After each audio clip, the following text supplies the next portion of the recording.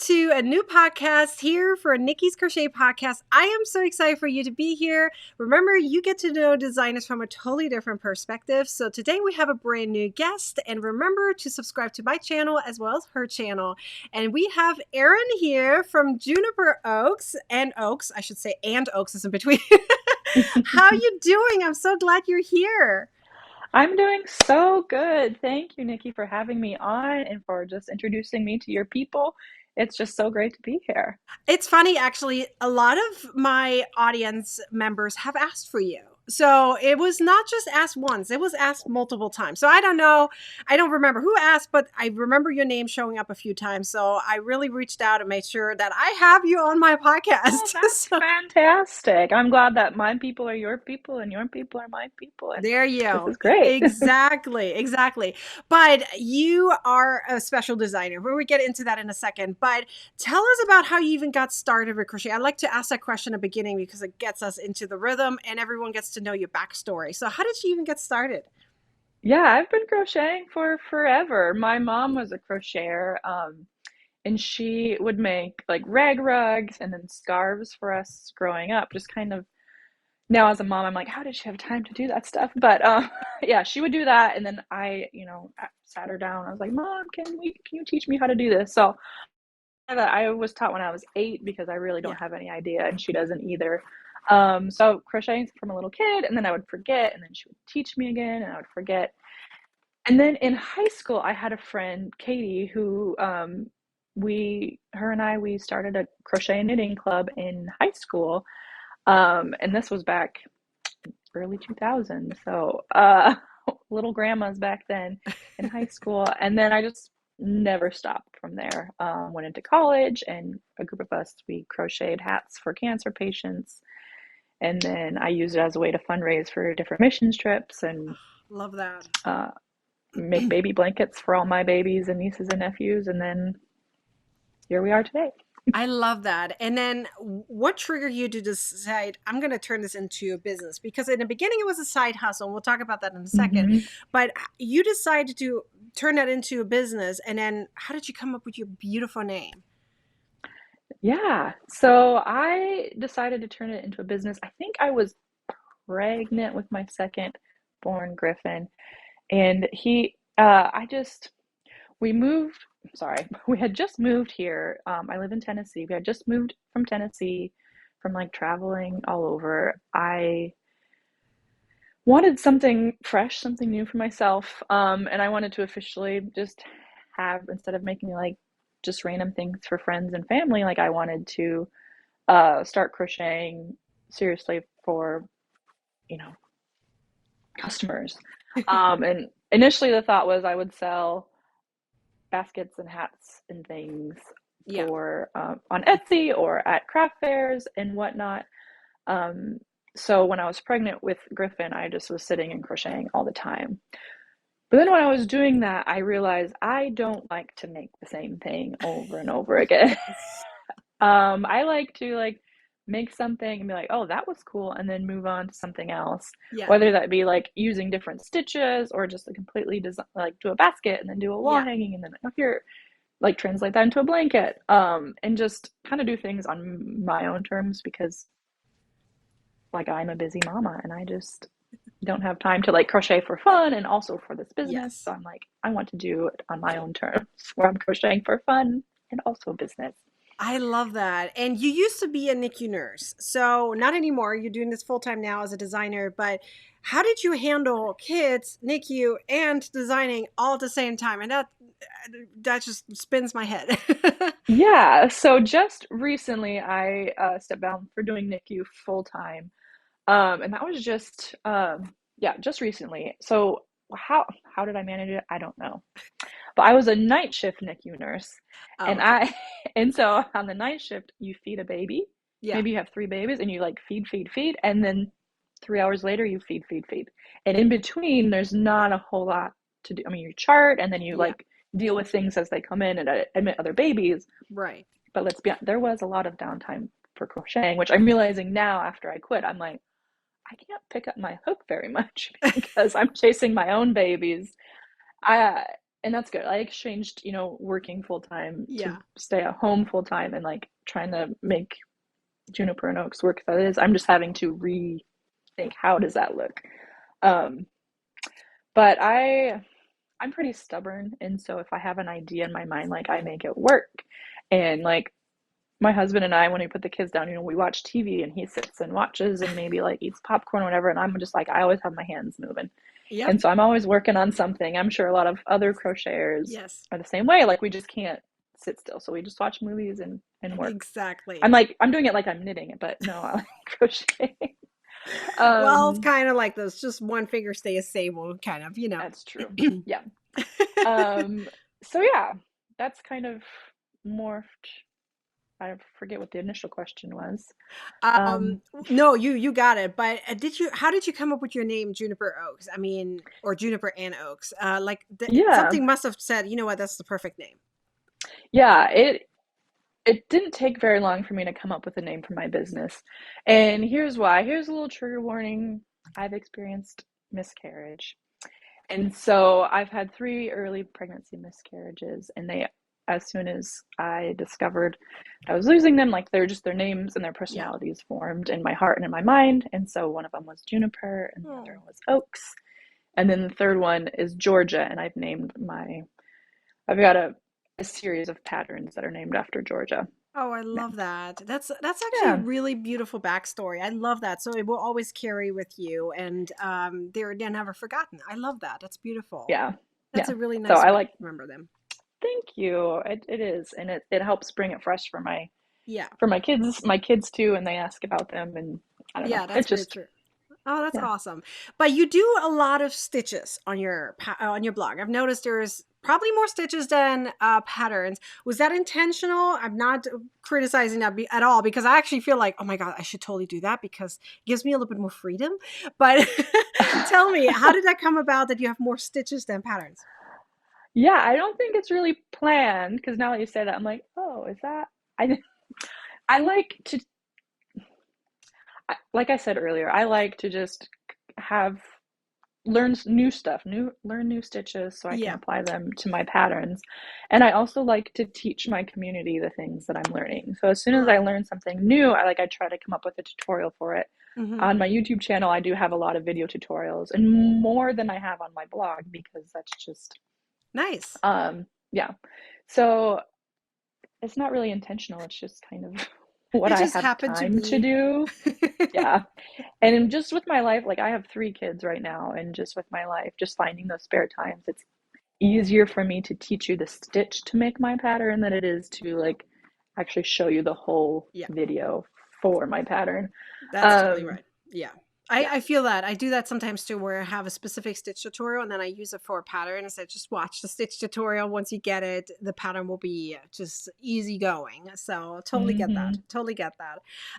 But you do also have patterns. What kind of patterns do you feel like is you? Like when someone asks kind of patterns do you crochet, how would you describe it? Like what do you like to crochet most of the time when it comes to designing? Yeah. So most of the time, I design home decor items. So I like to make your home feel comfy and like inspire conversation. So the pieces that I have are just like I have a lot of wall hangings and pillows and blankets, and then like we talked about, they all use different stitches and a Yeah. lot of different textures, so that when people see it, like there's a story behind it, Yeah. and like you can talk to your friends about you know who designed it and also Yes. like why you picked up the pattern in the first place. I love that. Mhm. So when it comes to stitches though, like how do you come up with the idea of, oh, this is the next stitch I'm gonna do, or this is the next pattern? Like what inspires you to create either a tutorial or a pattern? Yeah, I think a lot of it has to do with like watching what other people are doing, or if I like see something like cool on an Instagram reel, I'm like, oh, like what did they do and how did they do that? Um, or like more recently, I was just asked, yeah, like last year, I guess it was almost 2 years ago, time flies. Hey, would you want to design a section for this crochet along blanket that we're doing? And it's overlay mosaic crochet. And I was like, yes, I will do that. I And I love had never, ever, like, I never even crocheted mosaic crochet before, but I just like, I'm gonna design it. I And so just like when people present ideas, I usually just say yes Oh, that's and I give it a perfect. try. That's perfect. But you also do have a lot of crochet alongs. I've noticed there's probably every month or so something going on. And how do Hmm. you come up with these ideas? And what are they usually about? Are they learned stitches? Are they for a pattern? Tell us about your crochet alongs. Yeah, so the first one that I had ever hosted was the Nordic Winter. It was a corner to corner Afghan. That one's right here if you haven't seen. Beautiful. It was a collaborative crochet along. I had just learned how to do corner to corner, and I had thought, yeah, what if I got other designers to come up with like this Christmas blanket in the traditional like Oh, I love that. ugly Gorgeous. sweaterish kind of Nordic pattern. Yeah. Uh, so I just assembled a group of designers and we did this together. So again, that was like I had just learned a new stitch and how do I Yeah. incorporate that? Um, and then from that, some of the designers who helped me with this, they've done their own blanket, very similar ideas, Yeah. and I've put my own squares in there, and it seems to be really popular with my audience and the people that I crochet with. So that's been a lot of fun. I love When I that. learned when I learned how to do the overlay mosaic crochet, I decided this year that to Oh, it's do a crochet beautiful. along just by myself, where I Love just that. wanted to come up with new patterns. And Oh so my God, that's beautiful. each month I released a new stripe, which is like a different design. And so this one isn't quite finished I love as it. of August 2022, but this is just what's happening on my blog between me and my people, um, It's and it's a lot of fun. gorgeous. It's Thank you. gorgeous. I love it. And I love that it kind of reminds me of these little coasters, where you have just the hair on the side, you have the fringe on the Yeah. side. Are you keeping it? Because I feel like it looks actually really pretty with the fringe. Oh, thank you. I'm not intending to keep it. Something interesting with this stitch style is that each row is its own color and its own section of yarn. Yes. And so, you get these fringes and people get kind of freaked out. Like, what about weaving in all your ends? At the end, I'm planning to do what's called an envelope border and just have two borders that I stitch together and Yes. just hide those little. I mean, I you say they look pretty, so maybe I'll I love consider that. that, but I love that yeah. idea though. That way you don't have to weave them in. You just either crochet over or you make it into a flap, similar to how quilting Hmm. is done, right? I'm a crafter by Hmm. heart, so I love that. Just hide it away, just like with quilting. Just hide it away. Yeah, yeah. Nobody needs to know about those things. No. Because Um, honestly, here's my Nordic cow, and I'm not ashamed. The yes, backside, I have exactly. all of my ends are still there. Exactly. Typical crochet designer. I have not met one designer who is very picky about weaving in all the ends. Most designers hide them somewhere, like my hats and things. They usually don't have the ends woven in. So Yeah, I feel you. yeah. It's embarrassing, but I'm glad that we're the No, same. no, no, no, no. That's just our little secret. Nobody knows that we do that. I love that. It's Yeah. really fun. What do you do outside of your crochet designing? Like you said you quit the NICU nurse time, so you have a little bit more time with your kids, and you also have more time crocheting or designing. But I'm sure you have some me time too. What do you do during your me time? Yes, I live in the Smoky Mountains of Tennessee. I love to go hiking. Originally, I'm from Black Hills in South Dakota, where it's a very similar atmosphere with the mountains, and Yeah. so I like to go out hiking and just enjoying the outdoors that way. So when it's just myself, I do some like more strenuous hikes, but I do like to get my kids out and just do those little kitty hikes. Oh, I love that. Um, yeah, I also am really involved in my local church, and yeah, if I'm not with my kids or crocheting, I'm probably hanging out at I church. love that. I love that. And what type of yarn do you feel like you seem to be going to all the time? Like, is there a specific yarn that you use? Like, even the yarn weight. For me, it's I use a lot of worsted yarn. It seems to be my Yeah. go-to weight that I like to use. But what's yours? And is there a specific type of yarn that you prefer? Yeah, I'm with you. I use a lot of worsted weight. That's just what my mom taught me how to use, like a Yeah. worsted weight size J hook, and that's just kind of what I've ran with.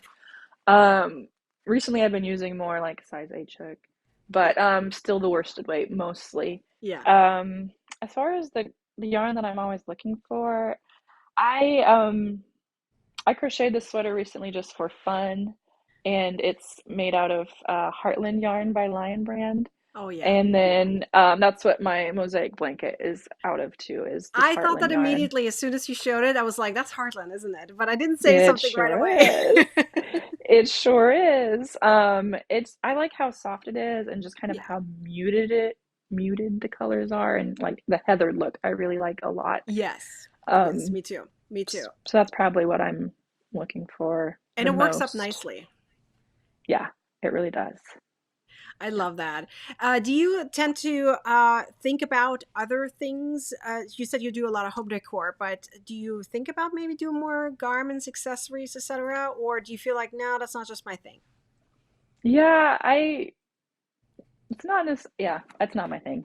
Sometimes I think like, oh, that would make a cute sweater, but this is the only garment I've ever made. Yeah, that's perfect. So, I just I don't I don't have time for that. I think Totally fine. to Do you have learn any something funny new. stories with your kids and your yarn? Like, have they ever done something crazy with your yarn? I have this one TikTok of my son Griffin when he was less than a year old. He was just throwing my yarn balls all over the place, making a big mess. But it was one of those things where it's like, this is utterly adorable. Yes. Yes. I'm kind of mad, but I had to record it, and it's so cute. But now not my friends, they are my friends. My kids, Yeah. they like no, like don't touch mom's yarn. And so they're like, if they have a friend over and someone's like, oh, what's this? They're like, don't touch that. I love that. My kids are the same thing. They know exactly to not touch my stuff, where a hook Hmm. might be hidden or something. Usually sometimes I try to keep my hook on it. So, let's just lay Hmm. it there. It's like, don't touch it. Yeah, Especially the hook's so right. expensive. I don't want to lose my hook. So, Yeah. I know I should put stitch markers on my stuff so it doesn't like unravel when the kids yes. do touch it because they will because they're like, get this off the couch. I want to play Switch or something. That's true. That's true. Um, but you have your designs all over the place, right? It's not just on your website. You also have on Ravelry, Etsy. Am I right? Tell us where Yep. people can get your designs from.